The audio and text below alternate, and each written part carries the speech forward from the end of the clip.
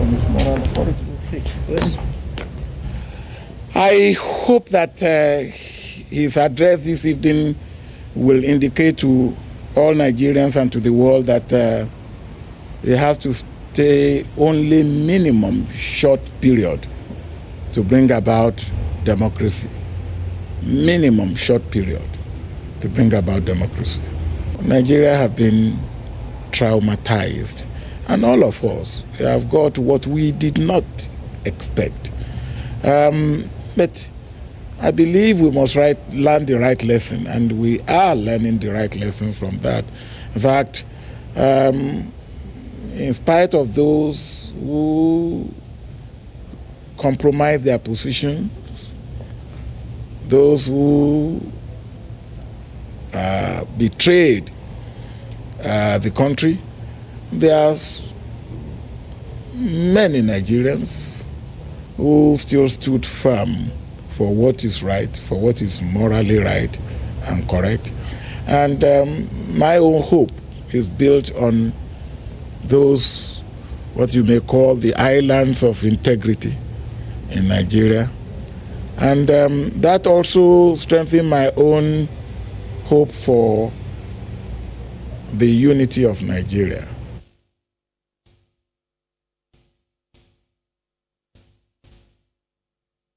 Well, these are sound bites for you, and looking at Nigeria's democracy.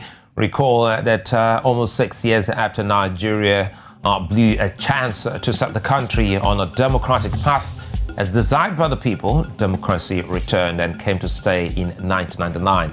It was compensation for the errors of 1993, but it would do so little to convince Nigerians of what was ahead.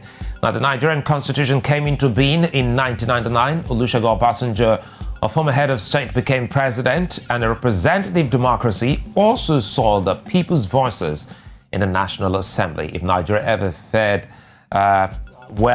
following the aftermath of June 12, 1993, and of course the failures of the Nigerian democracy, it's playing out again in their eyes. Voices are not heard, the people's desires are not met, and representative democracy seem to be losing its relevance. That's our focus today here on Village Square Africa. I'm Sulai, welcome.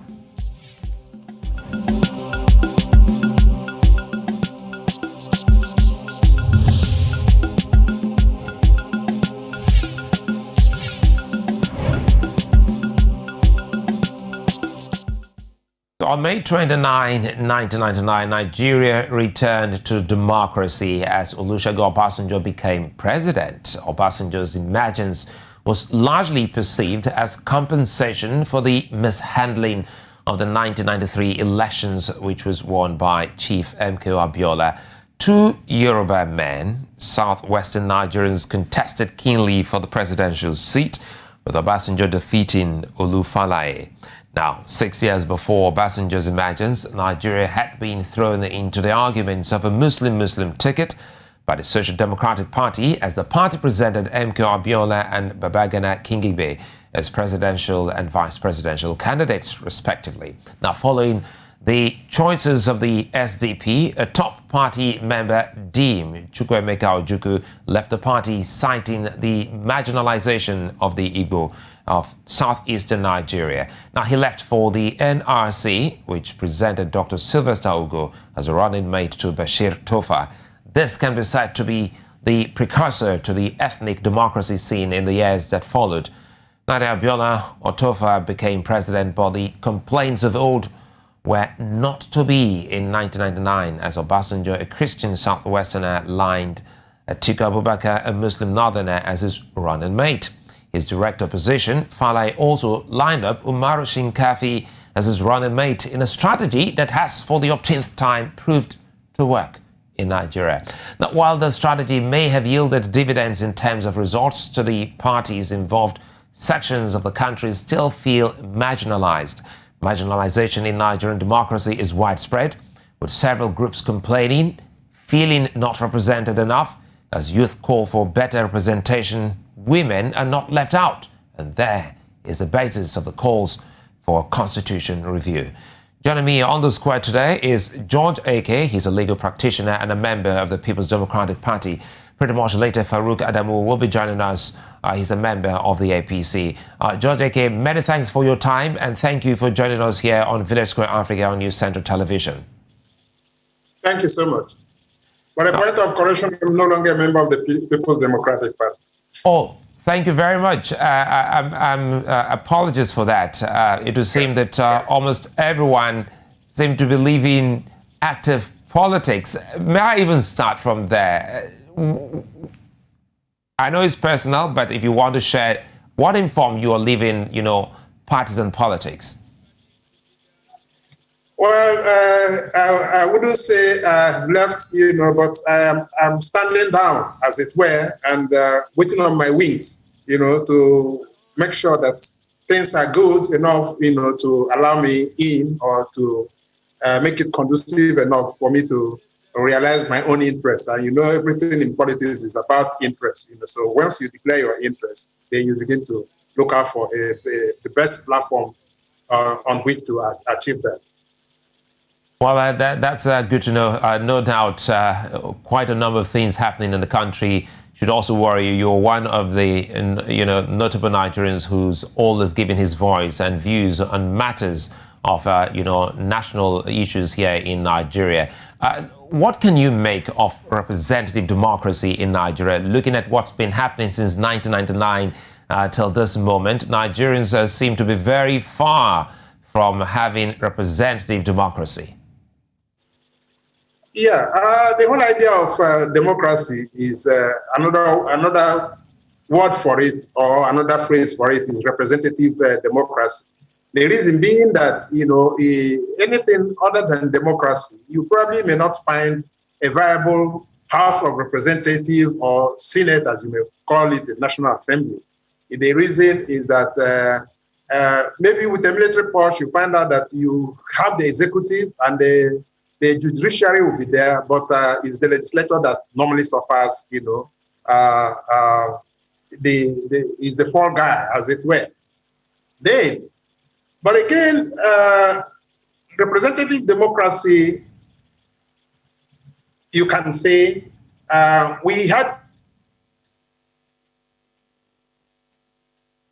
Well, that seemed to be a glitch to that connection to George AK. I hope we can get that connection back and running.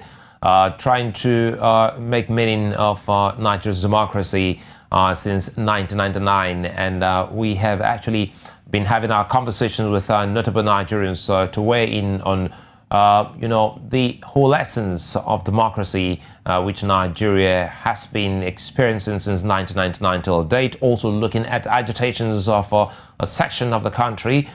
This can also be, latched on what security measures the people are putting in place, basically. So as it is now, we are hoping that they talk about constitutional review, which the representatives of the people are having, going through different parts of the country, will also yield some form of conversation and gains for the people. There have been criticisms of the Nigerian legislature, no doubt, since 1999, and the decision not to hold a constitutional review is getting louder. But with the move by the National Assembly having this conversation across geopolitical zones, it would seem as if after 22 years of following the Constitution, there is some widespread conviction that it is high time it's reviewed in line with current realities. Now, that public hearing, which is going around the country, is something that a lot of people have been participating in, rather. And just yesterday, the conversation we had on the square with Muiz Banire and Segun Showemi has it that some of the venues of these, meetings are far from those in the grassroots. Perhaps that is another thing that the West African nation, Nigeria, should also be looking at. How well you can make this conversation accessible to the very ordinary Nigerian, irrespective of where he or she is. So Nigerians now divided across sections, from tribes to ethnic groups and social class. There are urgent calls for a point of unity, a factor that can bring the nation together again as one. And that's the whole essence of this conversation. We'll take a moment and we'll see how we can establish the connection back to George A.K., who is a legal practitioner, to talk more about the democracy practiced in Nigeria and, of course, explore some of the gains, and if there are any loopholes, bring them to the fore and forge a course for the people of the big West African nation, Nigeria. A moment and we'll return to the square.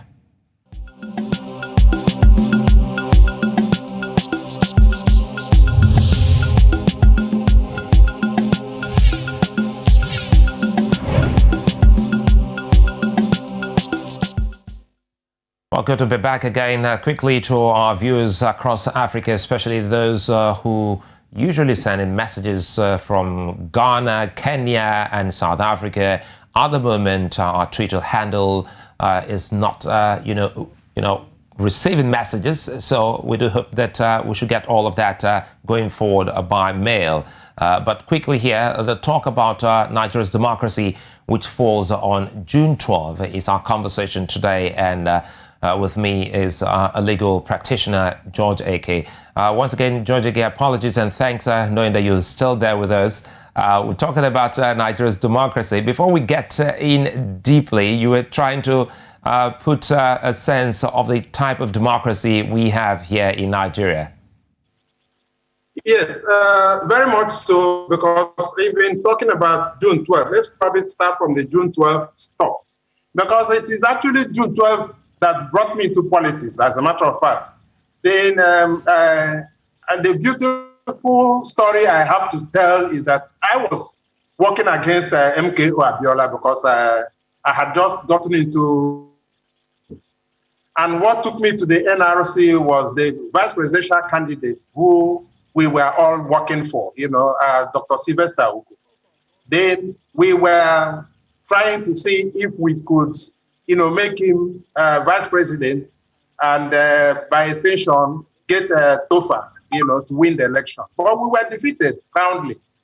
Why I now find it very, very exciting is because we so much prepared the vice president then to be able to get to what was then known as vice presidential debate, because this man was a man who had a PhD in economics. And he was going to get a debate contest with Bashir Tofa. Bashir Tofa. I mean, not even Bashir Tofa. No, with Baba Gana Kingibe, who was his mate on the other side. And we were very sure that, he was going to beat him, silly. But of course, the politician Baba Gana Kingibe was, each time they threw any question that had to do with details of economics, he said, I don't need to be an economist, I need to be a good manager of men and material. Does that mean that when Nigeria has an infrastructural problem, then we start looking for an engineer to be the president or vice president? And, by extension, that was part of how we lost that election, because we now found out that it was a very good team, Abiola and Baba Gana Kingibe.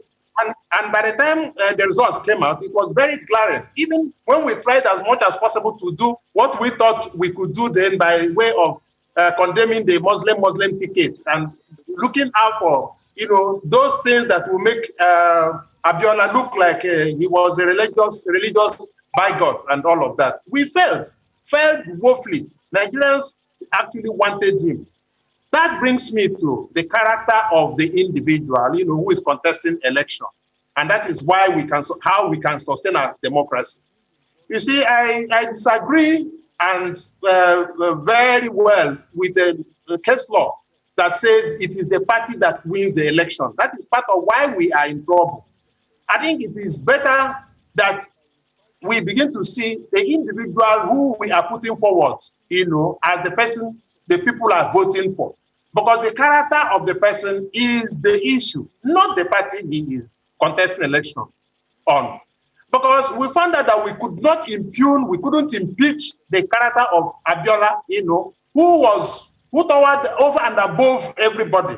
This ethnicity that appears to be the bane of Nigerian democracy now, was not there because the man reached out to literally everywhere. He was a son of the soil in Kano. He was the son of the soil in the southeast. He was the son of the soil in the west, which that produced him. So he was very acceptable. That is why I'm saying the character of the candidate is of great significance for us to begin to develop a democracy as against party affiliation and partisan leaning. You know, listening to you, George Eke, it's always good when people bring their personal opinions and experience to bear on national matters. It sort of make it more lucid. Now, you've been able to paint a picture of Nigeria in the early 90s, which was a Nigeria that, wasn't so solely deeped, soaked in ethnic politics. Now, how much do you think, ethnic politics and the need to appease the majority has caused, Nigeria in its quest to development?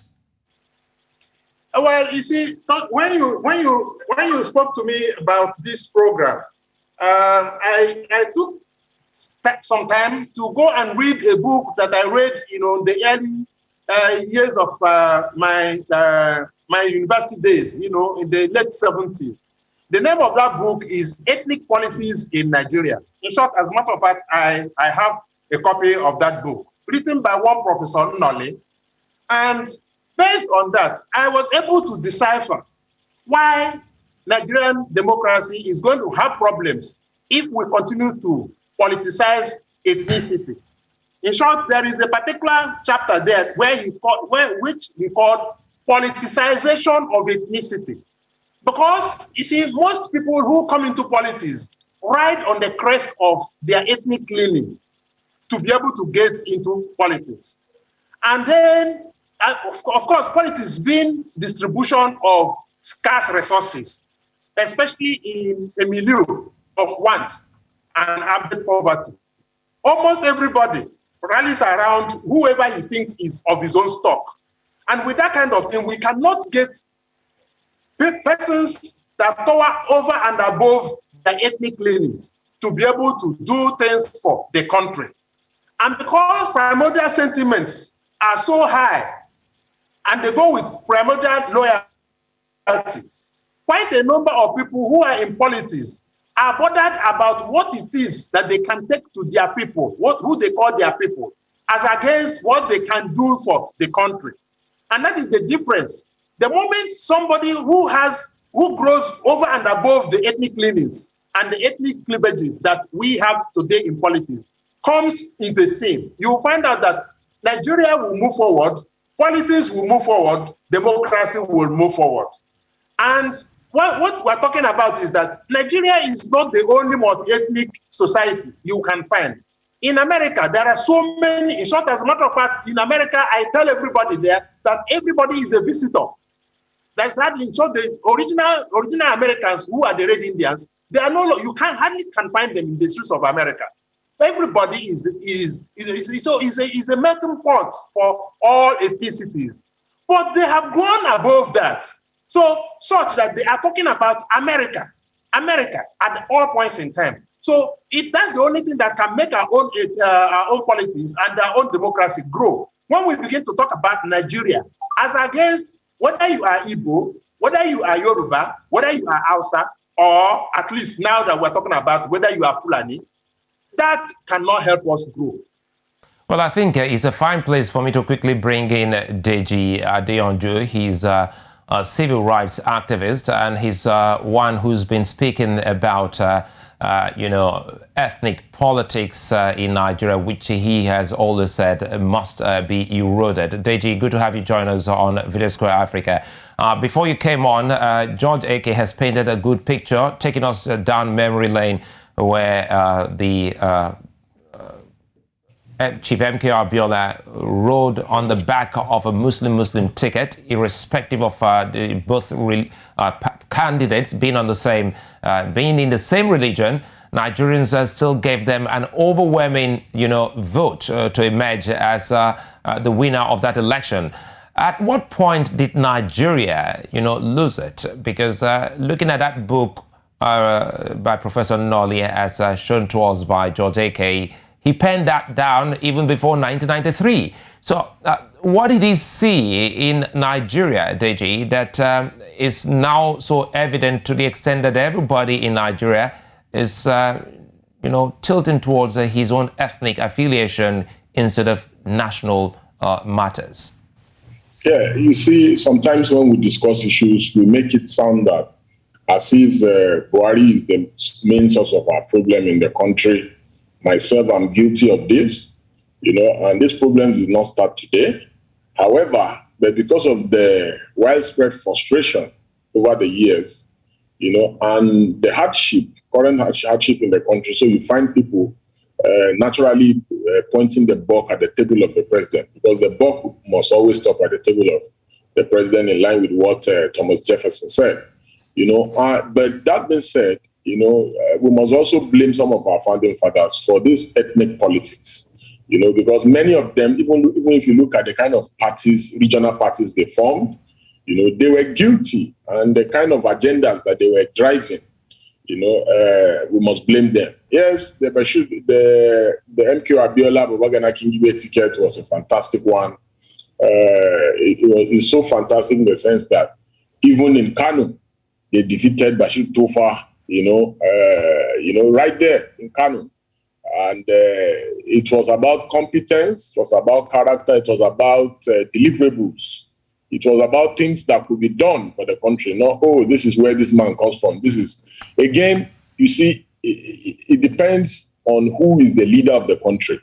If the president was selecting people from the southeast, for instance, the current president was electing only all the people in the security agencies are from the southeast, nobody will complain that, he's playing ethnic politics, But when somebody now begins to look at Obasanjo's government, largely run by northerners, somebody from the south, Obasanjo is one of the most detribalized Nigerians that we'll ever have in this country. And look at the way that Obasanjo dealt with the OPC thing. He was not defending them like the current president is doing to the killer headsmen and all that. So anyhow you look at it, the joint ticket of MQ Abiola and Babagana Kingibe, which was tagged the hope ticket, it inspired that Nigerianness in us, and June 12 struggle is about resistance. I was talking with a couple of young friends, educating them yesterday in a secondary school on why June 12 is so sacrosanct and why June 12 is so pivotal to our democracy.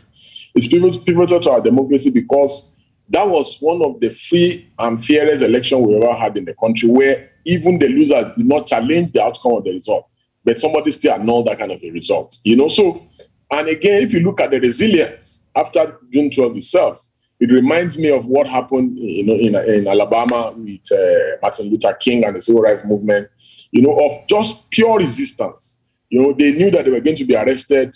They knew that they had fraudulently purchased some court orders preventing protests. But just like what Martin Luther King said, an unjust law is no law, and because people are ready to sacrifice themselves, people are ready to pay the ultimate price. That was what Abiola did. We must also remember the brave Kudirat Abiola, who paid the supreme price, because you can't talk about June 12 without Mama Kudirat Abiola. There's no how you can talk about them. Then you have to also give it to the Nadeko guys, because how does it make sense that in a democracy, or even currently now that we're in a democracy, the things that those guys did, under the military, where you can barely do them. People are afraid now they can barely go to protest on the streets, without one form of harassment or the other.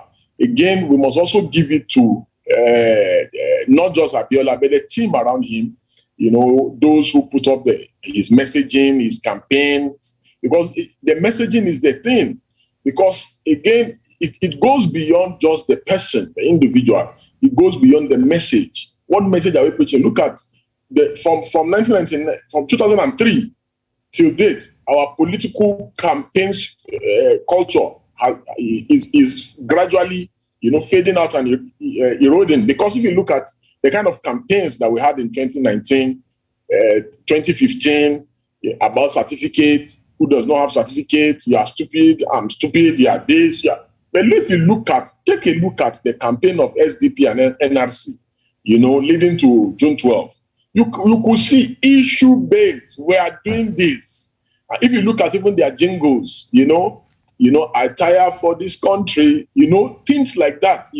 And they try to depict, an egalitarian society, a welfare state, and several other issues.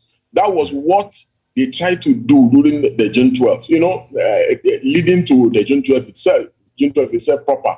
And after the mandate was annulled, you could also see, the spirit, the never die spirit, of a Luther in these guys, that no, we're not going to condone this. And I must make special emphasis and references to the courageous judges during the military regime. Courageous judges.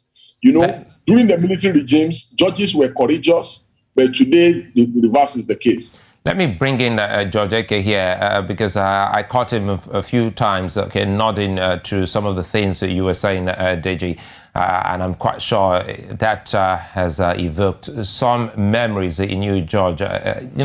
Talking about Nigeria and ethnic politics, I'm excited that this is something that we're talking about. And before the show, we had that conversation about the book by Professor Noli, and it's quite instructive that Nigerians should start looking at you reversing the trend to the extent that, let me tell you this quickly, George and Deji. Sometimes we come on television, we bring guests, and some people will say, wait a minute, George is from the Southeast, Deji is from the Southwest. What about someone from the Southeast?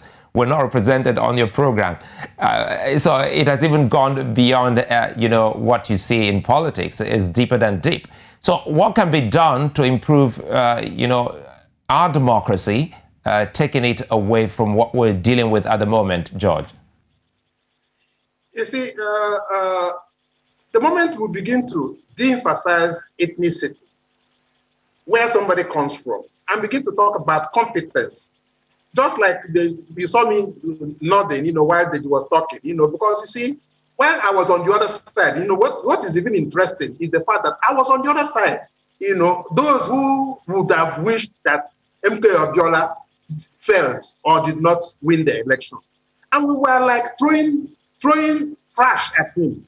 We were trying to see if we can impeach his personality. We were trying to see if we can throw the regular mud that politicians throw, at a towering personality, which he was, though. But at the end of the day, we couldn't scratch him.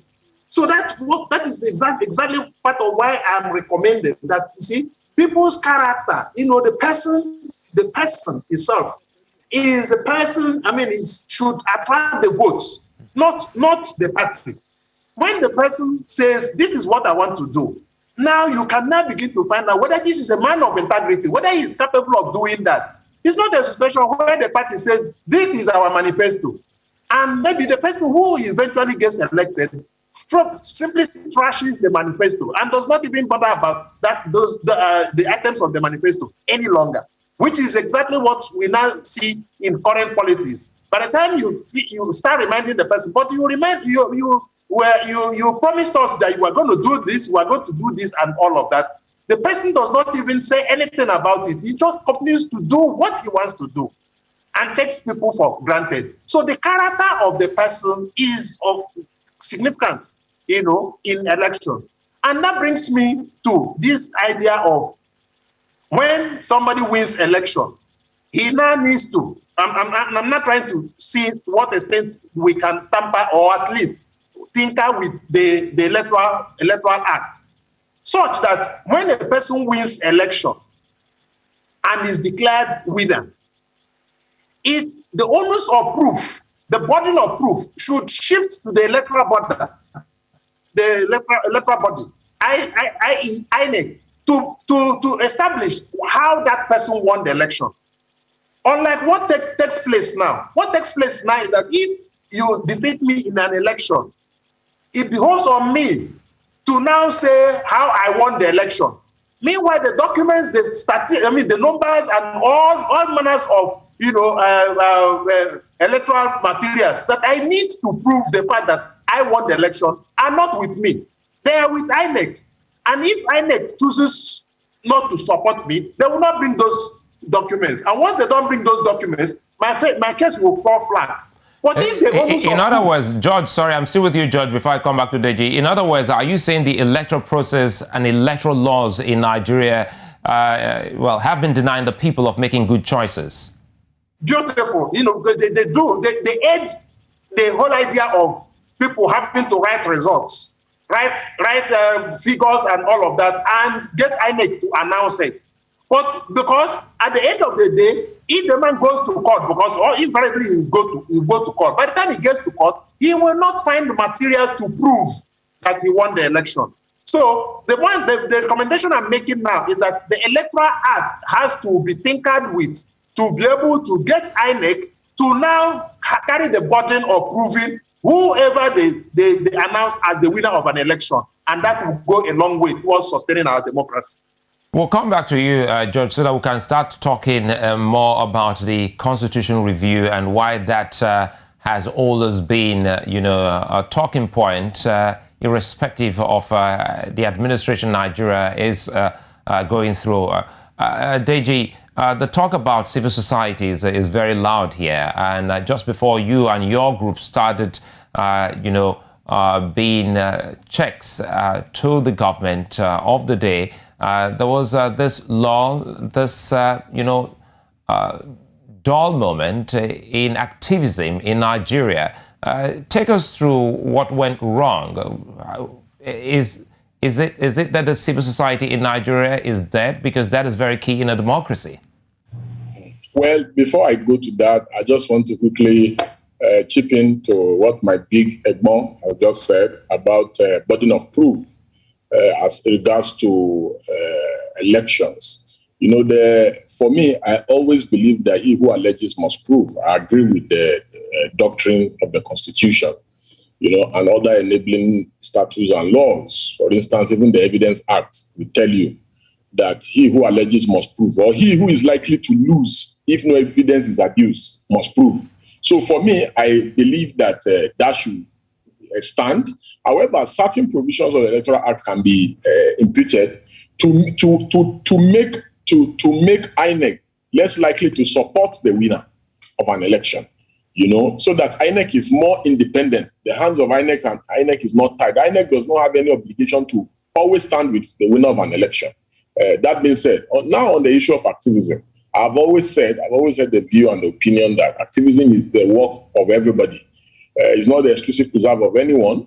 Whether you're a market woman, you're supposed to be an activist, something is wrong with the market, try and fix it. Whether you're a journalist in NTA, in channels, in wherever it is, AIT, if something is wrong in the society, try and fix it. Whether you're a mechanic, fix it. Whether you're a president, fix it. Whether you're a governor, fix it. House of Reps, House of Assembly. That activism is trying to effect social, economic, and political change. That's the definition of activism in any dictionary. So why leave activism to just some few people and say, oh, they are activists? No. Everybody should be an activist. And let's look at America. John Lewis, all of them, they have a track record of activism. The Obamas, the Clintons, all of them, they've been either environmental rights, human rights, lawyers, community leaders. And in the UK, it's the same thing. In Europe, it's the same thing. Why must Nigeria be an exception? The problem here is that we leave politics for the worst amongst us.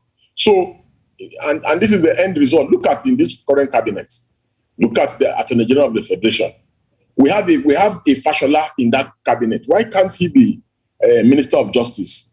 Then you put somebody there that does not know the law, that will be telling us that people go to jail for tweeting for an offense that does not exist. So it's about one of the major problems in our country is that we keep putting, the wrong people, in places where there are more than enough good people to fit into those perfect situations. So, for me, I look at it that, yes, the spirit of activism is dead because people have been speaking over and over and over again. The first time I was arrested, I think I was around 17. Now I'm 42. You can see 20-something years later, the same issues that we were arrested for when we were young are the same issues that we are still being arrested for. So when you look at the issues, I spoke at the NBA conference about 2 weeks ago in Ibadan, and this was the same issues that we have been discussing over the years, the same issues we are still discussing at the NBA conference, and several other platforms that we speak. Go and check all the conferences that we have had in this country.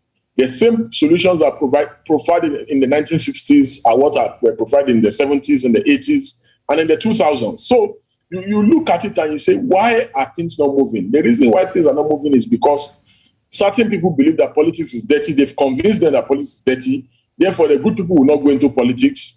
Politics is like activism.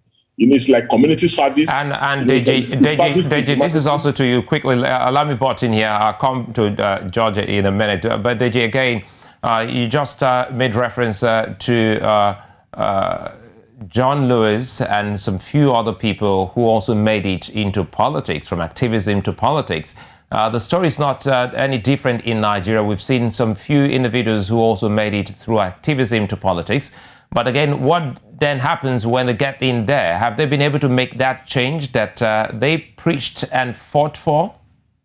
No, the people that have made it into activism have been so insignificant. For instance, I started this program by telling you that the president, we can't blame the president for everything. That all the corruption happening in Ministry of Finance, Ministry of Agriculture, all the government agencies, is it Buhari that is doing it? So for us to, and the president was an activist before. He was a critic, he was a protester before.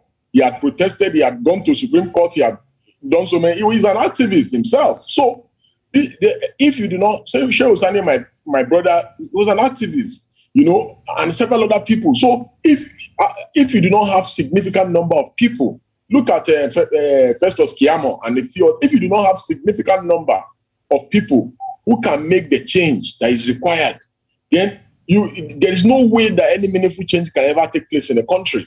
So you have 36 governors, and you have just one of them as an activist. So what can he do? So it's about this. It's about us agreeing as a country that good people need to fill up the political parties. They need to saturate the political parties. Good people need to be able to use their votes. We need to have more good people in INEC so that they will not be rigging elections. We need to have more good people in police so that they will not be compromising elections. Good people in the army so that they will not be doing extrajudicial killings. We need more activists, even in the civil defense. We need activists everywhere. People who have core values. There are irreducible minimums that we should have as human beings. And I believe that that's what, under international law, they call jus cogens. These are things that you don't do.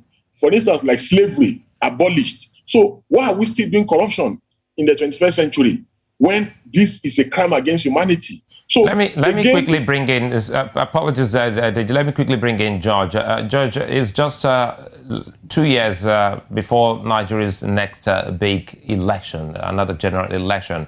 Listening to you and Deji, the memories of the June 12, 1993 election is getting louder. Is there any chance that Nigeria can actually get across party lines individuals who, as you rightly have described them, people of integrity, irrespective of where they're from or what their beliefs are, to stand for such elections? Looking at the population of Nigeria, that shouldn't be scarce, should it? Yes, I quickly and slightly disagree with Deji. If not that he eventually qualified it as good people. But if he's talking about activists, simplicity, I would disagree in the sense that there are quite a number of the activists who probably used activism as a launching pad, to get into politics or to get into relevance.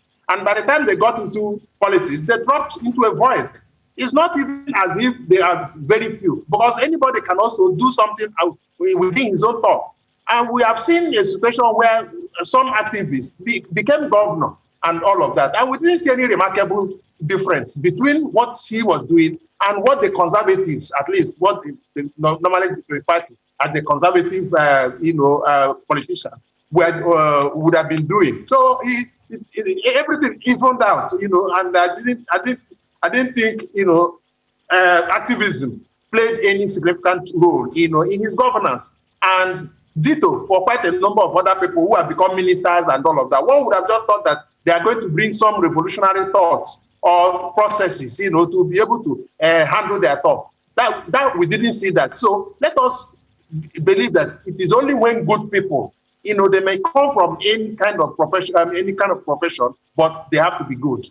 But then, going back to the question you asked me about 2023, 2023, it looks real, but again, there are a lot of obstacles and challenges. The current obstacles and challenges that we are having with regard to insecurity may well make a mirage of 2023 if they are not properly handled, because you have to have some peace and security before you can begin to talk about election or even where to conduct the election. So those are the immediate challenges we have and that we must address our minds to. But when it comes to whether it's going to be democratic, it takes me back to the electoral law that we're talking about. The electoral bill has been prepared the first time, about the first tenure of the current government. And the president did not assent to that electoral bill.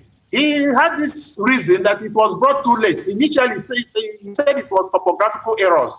And by the time these people quickly corrected that and brought it back to him, he said it was too close to the election. He couldn't do that. And we have been there now for about 4 years. The electoral bill is not ready.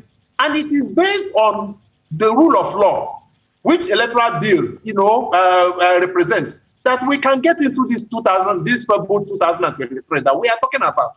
And if that is not in place, we are not going to be bothered or saddled with the problem of, is it going to be electronic or are we going to use card readers? No, if we use card readers, are we going to put incident forms and all of that? And before you know what is happening, the rigging, which has been the bane of our electoral system, will surface again, and we will end up electing, or at least some people will emerge that were not elected. And that is what has been happening. And that is why quite a number of people do not bother about what the generality of the people feel, because they were not elected by those people.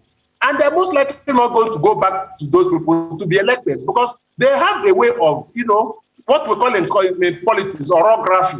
Orography is the cooking of figures or the circumventing of electoral laws, to be able to achieve, a defined destination. So that destination, they will arrive there without the vote of the people. So that is why I'm a little skeptical about the 2003, electoral program without a valid electoral act. Well, Deji, do you share in that skepticism, looking at the myriad of issues Nigeria is dealing with at the moment, from insecurity to agitations to call for a move for the Southeast to also have a shot at the presidency? All of this all pointing to 2023. Yes, I agree with my big Egbon on almost all the issues raised, because, like he said, the whole idea of activists, we've seen several cases. There's always nothing cast in stone. There are exceptions here and there. We've seen several exceptions of even former presidents. Look at Buhari, former activists. Look at the thing he's doing in the country. Look at Mugabe, former activist. Look at what he's doing. Look at the man in Uganda. Look at what he's doing. Look at the person that we all went to Côte d'Ivoire to fight for when Gbagbo was misbehaving. Look at what he has done now. He has changed the constitution. He's on the third term now. So we have seen over and over again many of our friends and comrades who are in other African countries supported people into government, and now they are now living in exile because of autocracy in those countries. So over and over again, we have seen that. Again, now talking about the issue of equity, whether the Southeast deserves to be president, it should naturally not even be something that is negotiable. But however, in this country, we had a situation where Obama was president for 8 years, and that one is president for vice president now for another almost 8 years. Now they're talking about power going back to the Southwest. And very unfortunate situation indeed. And this is the same country where we want to force patriotism on people from the Southeast. We want them to be patriotic by force, but we don't trust them with anything. We have how many heads of security agencies? Not one of them is qualified. to be. Look at the cabinet, the current cabinet in the country. Look at all the kind of strange appointments that are made almost on a weekly basis, how the Southeast has been completely excluded, and several other issues, developmental issues. We are doing rail stations to neighboring countries, but the Southeast has decayed completely. So anyhow you look at it, if we're talking about equity, fairness, and justice, the Southeast is the most deprived zone in the country, and it's very regrettable and unfortunate. For me, I believe that the only way we can get a united, prosperous country, which is what I always preach for. I have nothing against those who want to go their separate ways. However, I am for a bigger country, and I believe that nobody should be killed for saying they want to go their separate way, because it's lawful. The international laws, there are international laws backing this position. So people should not be extrajudicially killed because they are making demands that they want better, or that the marriage is not working, they want to go out of the marriage. There's no compulsion in staying together. But for me, I want to be in this country, in this Nigeria. I love it. I want a bigger country. I want the country to work. However, the people saddled with the responsibility of making Nigeria work have spent almost the last 6 years dividing us as a people, divided us along ethnic, tribal, and religious lines. Most regrettable and unfortunate. But we can do better. Like I always say, it's never too late to do what is right. The president. Let me bring in George now. Apologies again, Deji, to see how George can help us now that we're driving home. Listening to Deji and listening to both of you, I think the history of how Olusegun Obasanjo emerged is still very much clear in the minds of many Nigerians, more or less like assuaging the pains of the southwestern Nigeria, having seen what happened to the winner of that election, his wife, and the big loss. There was seemed to be an unwritten, move in the polity then, George, correct me if I'm wrong, that produced someone from the southwest across party lines in the PDP and in the AD. So whichever way it went, it would have been some president from the southwest of Nigeria, having Sulai on the other side, having Olusegun Obasanjo on the other side. If that was what politicians did, because you were also very much around then, are you looking to having that in 2023, now that the bickering and the complaints are getting louder, to also assuage the people of Nigeria's southeastern region? Yes, without doubt, if equity, which is a fundamental and a cardinal policy of democracy, is to be applied, the Southeast naturally should, produce a president. And as a matter of fact, it's something that other ethnic groups should encourage, because we fought a bitter war, which ended up in what Gowon at that point in time said, no victor, no vanquished. And quite a number of other leaders that have come close to, implementing that. Obasanjo, for instance, is an example. I mean, it was during Obasanjo's, I just don't want to believe that, we lost that connection to George. Not again. Let's take your closing moments, Deji. Once George comes back before the show ends, he's going to wrap off. So what's the way forward quickly here, Deji, if we can do this? I think George is back. George, let me allow Deji to wrap up, then I'll come back to you so that we can close. Deji, what's the way forward for Nigeria to strengthen its democracy? The way forward is for good people to get involved. Talking about that policy is dirty, insulting people who are in government, calling them thieves will not make them to leave their position for you. Good people must get involved at all levels, and the earlier they get involved, the better. And it cannot happen overnight. They must have like a 10-year, 15-year plan. Get involved early, start early. These guys that have been around, they've been around for 40-something years, so you can't just come overnight and displace them.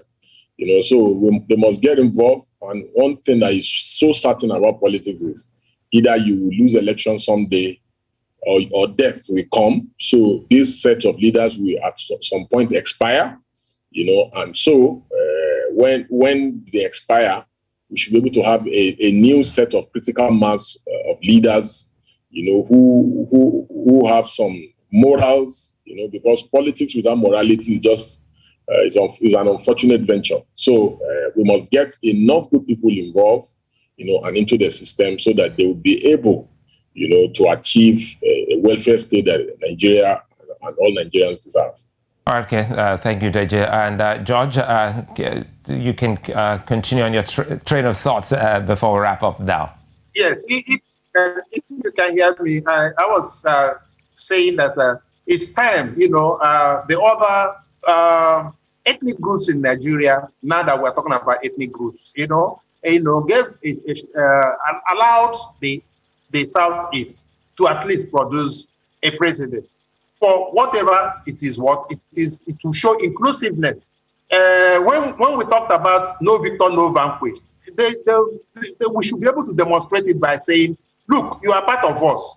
You can aspire to be whatever you want to be in this country, as against putting a glass ceiling, in certain places. And that is why we keep remembering leaders like Obasanjo, leaders like Yaradua, who actually comes from even the Northwest, as it were, who within his period and all of that appointed quite a number of people from all parts of the country and all of that, who was saddled with the problem of the Niger Delta, insurgency, and he had to go and quell that thing, because in politics, it is all about reconciliation, it is about negotiation, it is about compromise and all of that. Well, I think it's a fine place for us to close the show. June 12th, no doubt, represents hope for Nigerians. And it is on this premise that the Nigerian government, politicians, leaders, and active players are encouraged to work for the betterment of the country. The people deserve to be represented, as highlighted by George A.K. and Deji Adeyanju, and not abused and maligned. It is the least they can get. Thank you for being such nice company, George A.K. and of course Deji Adeyanju. Thank you, both of you, and hoping that in the days ahead we should have you again here on Video Square Africa here on News Central Television. To our viewers across the continent, many thanks for watching. I'll be back again tomorrow. Bye-bye.